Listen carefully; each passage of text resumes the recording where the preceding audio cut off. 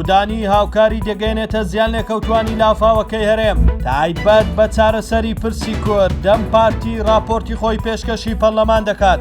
ئەمریکا دژی هەڕەشەی گروپە میلیشیاکان لە نێردە تایبەتەکەی بۆ عێراق هاتە دەنگ. سوودانی لەبارەی هەرێمی کوردستانەوە فەرمانێک بۆ وەزارەتی دارایی دەکات و دەڵێت پارەی فریاگوزاری تەرخان بکەم بۆ دابینکردنی هەموو پێداویستیەکی فریاگوزاری پێویست بۆ ڕۆڵەکانی گەلەکەمان لە هەرێمی کوردستان. لە ڕاگەندراوێکی ئەنجومەنی وەزیرانی عێراق ئاماژە بەوە دراوە محەممەد شیع سوودانی سەرۆک وەزیرانی عێراق ناوەندی نیشتیمانی بۆ بەڕێوەبردننی قەیران و کارەساتەکانی لە ناوخۆ لەلایەنە پەیوەندیدارەکان ڕاستپات بۆ پێشکەشکردنی هاوکاری و پاڵپشتی بۆ هەرێمی کوردستان. ئەوە لە کاتێکدایە تاوکو ئێستا حکوومەتی هەرێم بە فەرمی هیچ بڕیارێکی بۆ قەرەبووکردنەوەی زیان لێکەوتوانی لافاوەکەی چەمچەماڵ دەرنەکردووە کە بەهۆی لافاوەوە زیان بە زیاتر لە 500 ماڵ و 100 دوکانی هاوڵاتیان کەوتووە.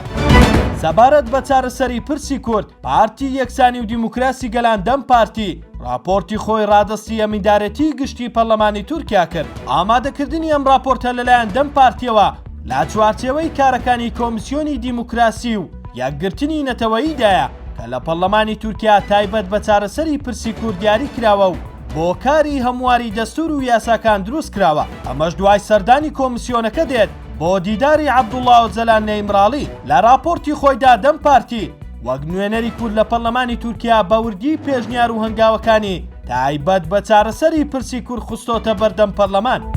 دوایەوەی گروپێکی چەکداری دیاری نزیک لە ئێران لە عێراق هەڕەشەی لە مارک ساڤیا نێردەی تایبەتی ئەمریکا بۆ عێراق کرد، وەزارەتی دەرەوەی ئەمریکا لە هۆشداریەکی توندا جەختی کردەوە کە ئەو میلیشیانەی لەلایەن ئێرانەوە پشتیوانی دەکرێن دەبێ هەڵبوەشێننەوە و لەبەر ئەوەی سەروەری عێراق دەخەنە ژێر پرسیارەوە. ئەکرەم کەعبی ئەمینداری گشتی بزوتنەوەی نوجابە کە لەلایەن ئێرانەوە پاڵپشتی دەکرێت هەڕەشەی لە مارک ساڤیا کرد و ڕایگەیان ئەگەر بێدەنگی نەکەن ئەوە بەرخودانی ئیسلامی بەردێک ئەخاتە دەمیەوە. ئەم هەڕەشەیە دوای لێدوانە بەردەوامەکانی نێردە تایبەتەکەی ئەمریکا هات کە داوای چەککردنی میلیشیاکانی نزیک لە ئێرانی کردبوو. وەزارەتی دەرەوەی ئەمریکا لە لێدوانێکدا ڕایگەیاندووە ئێمە سەرکۆنەی هەر جۆرە هەڕەشەیەک دەکەین بۆ سەر کارمەندانی ئەمریکا لە عێراق.